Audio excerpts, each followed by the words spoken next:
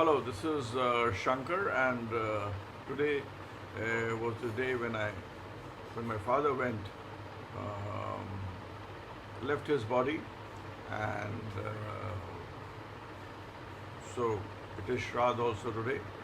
He was a very big astrologer, K.C. Saxena, and people like K.N. Rao, everybody respected him. Even Rao uncle has respected him. Mr. K.N. Rao also respected him, including a host of other astrologers like P.S. Iyer. And it is from him that I picked up understanding astrology and interest in astrology.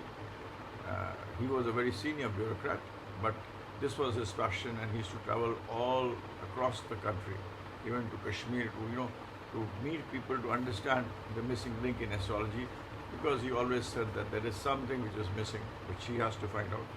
His book, Venus in Astrology, is there with Sagar publication.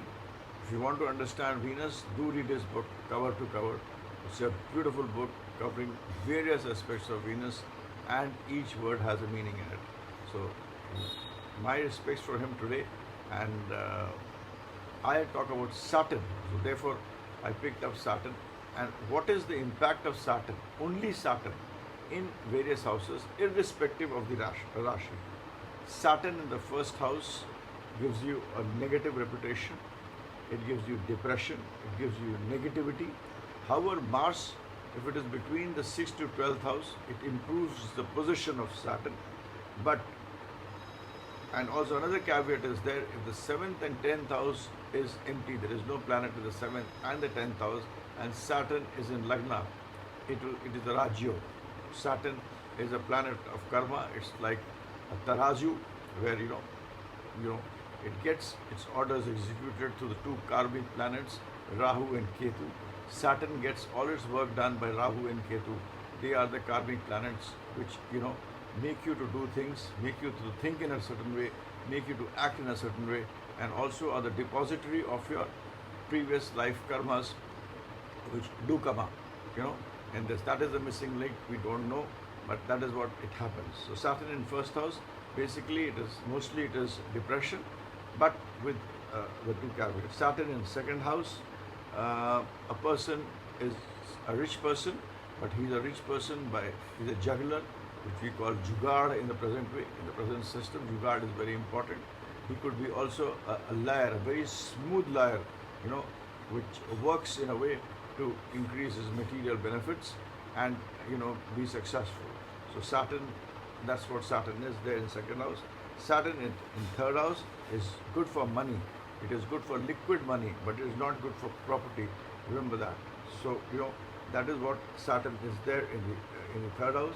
Saturn is in the fourth house, is good for buying land, but it is never good for your mama. That it is not good for your mother's brother. Saturn in fourth house will not be good for your mother's brother. Mother's brother. It will put him into problems. Saturn in fifth house is not good for children. It can put you into litigation. It can make you to go to courts. Saturn in fifth house, always I've seen a break in marriage. That is, husband and wife may go and stay separately for 1 or 2 years. There is a break in marriage, and Saturn in fifth house will always, a wife, even if when she is married, she's good looking. After marriage, she may not become, that attractive. So, not a very good looking wife, but that looks are not important. What I'm saying is the demeanor changes. Saturn doesn't give the way we think of. We want a girl to be, white, white-faced. All of brown people like white girls with a good figure, etc.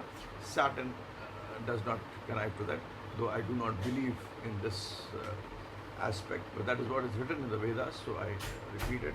Saturn in sixth house spoils family life. Remember, Saturn in sixth house spoils family life. Saturn in sixth house, a tip, do not take leather items as gift. Leather items not to be taken as gift when Saturn is there in the sixth house. That is very important. Saturn in sixth house makes Jupiter negative. Jupiter is a planet for your family, children, fortune, aspirations getting fulfilled, and also doing good things in life. Saturn reduces the live things which Jupiter has. So Saturn in sixth house, makes your Jupiter, pushes your Jupiter down, which is a very important planet if you want for live things, not for money, but for live things. And I think they are more important than having piles of money and sitting on it. Saturn in seventh house is excellent for profession, but it will be not good for your relationship with wife. There is not, I'm not saying there will be a divorce, but there will be differences of opinion when Saturn is there. In the sixth house, married life, you're not satisfied with your married life. Saturn in eighth house, you may have a long life, but you will have disputes with properties, issues with properties, and though you may inherit property, you may not be happy with the property you get. That is what it is. It is not good for property. Saturn in a ninth house, the eyes are bad. The person do not have good eyes. Crooked eyes, wicked eyes. The looks are different, and it's also not good for your father, for your guru, for those kinds of things. Saturn in ninth house is not good, but Saturn in ninth house promotes fortune. It is not. I'm not saying that it's not good for fortune. It makes you fortunate. Whereas Saturn and Venus in ninth house will make you a billionaire. Even if anybody, Saturn, Venus in ninth house is like you have so much of good karmas which are going to come in this birth that you must sit down and everything will happen to you. Saturn, Venus in ninth house is an excellent house for fortune, for money, for everything. It elevates you. So that's one thing I'm deviating. Saturn in 10th house is a very big Rajyog. You will do very well in life. You will do very well in profession. You will be a matured person, and slowly and steadily, after the age of 36, you will come up very well in life. Saturn in 11th house, again, you are blessed. Things will happen for you yourself. You will do well in life. It is good to have Saturn in 11th house, and Saturn in 12th house again is good for both property and money. When Saturn alone in 12th house, all these planets for Saturn, I've talked from first house to 12th house is there when Saturn is alone in those houses, and that is important. Saturn works through Rahu and Ketu, which I have seen and understood, but it's a thing which will take some time for me to explain, so I don't get into that. But Saturn's main agents are Rahu and Ketu. Again, I would say that when Saturn is there and ahead of Saturn, Ketu is there. Like in your horoscope, you have 5th house is Saturn and 10th house is Ketu. No planets in between. Then your life till the age of 36 will be a struggle. While vice versa, if you have Rahu there, if you have Ketu there before Saturn, that is, suppose your 4th house, you have Ketu, Saturn in the 6th house, and then Rahu in the 10th house, your life will be better and less struggle. Depending on other planets, you may even rise after 36. But if Saturn, the planet ahead of Saturn, is Ketu, thumb rule, you will only rise after the age of 36. No planet is ever negative. Saturn has its negative impact to its maximum intensity if it is negative in your horoscope till the 36th year. After 36th year, the negativity reduces. The negativity of Saturn reduces. Saturn again has got two aspects, the live aspects and the non-live aspects. So you have to understand what are the live aspects and what are the non-live aspects. Saturn generally is very good for non-live aspects. It is the karak for profession. It is the karak of fulfillment of aspirations. It is the karak also of justice. A strong Saturn is also an indicator of a person being a very just person.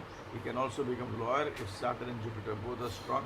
A person become a judge, lawyer, chief justice, depending upon the relationship of Saturn and Jupiter, and if both are strong. So it's a judge. It actually does whatever it wants. Also remember one thing: Saturn is a very important planet when you see transit. When your horoscope is there, it's like when you're born with a balance sheet.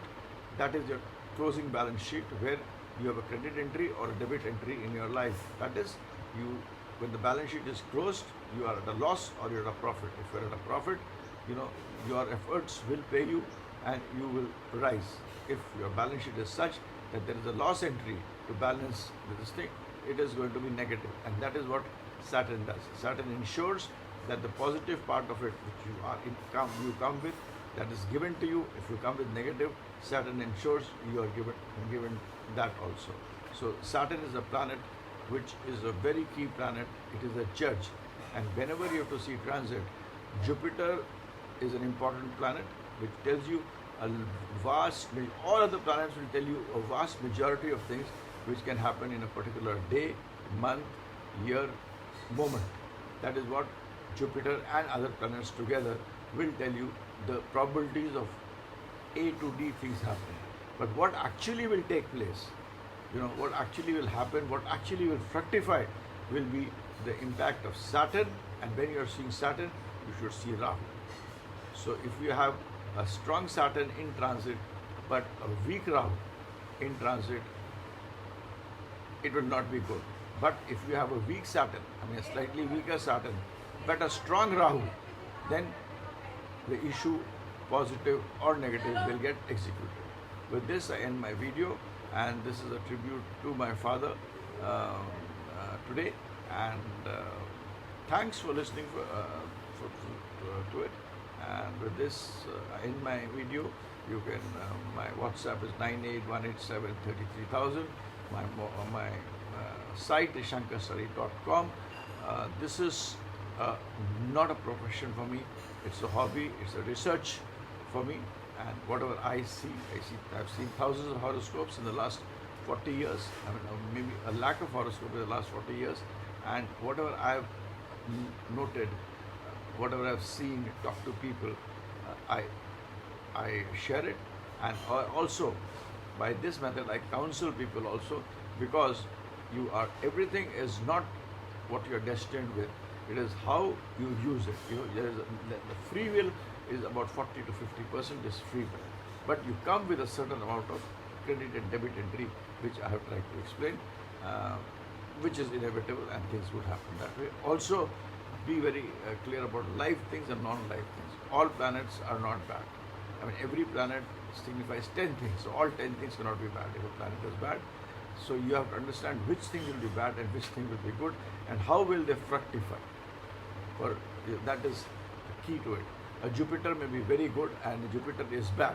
So if a Jupiter is very good, a person sits on a big gaddi, on a throne, on a gaddi. He can be a religious leader. He could be a good preacher. He could be a good talker. He could talk, sit, talk, preach, do anything. But on the back end of it, he could be a womanizer. He could be eating meat. He could be planning. He could be plotting. He could be scheming. He could be doing all that. So Jupiter has given him, a throne, a kind of a gaddi where he sits, where he preaches people. He talks about Gita. He talks about big things. People get impressed by him. People touch his foot. He is endeavored by people. He is, liked by people, etc., etc. So Jupiter gives that impact. But also Jupiter does not ensure that at the back of that seat, he could be a liar, he could be a deceiver, he could be a womanizer. That is all expected by Jupiter. These are aspects of Jupiter which may be negative for him. So he may do those negative things. So that is how I try to explain it. I explain it by Jupiter. I can explain it by Saturn also. But with this, I end my video with this thought, to make you understand astrology, predictive astrology. It is easy to, have an event and then say, oh, this event happened because of this. But predicting an event is not that easy. So that is what my endeavor is. Thanks a lot. Thank you very much. This is Shanker Adawal. Please, thanks a lot. Keep blessed. Please bless me. Thank you very much.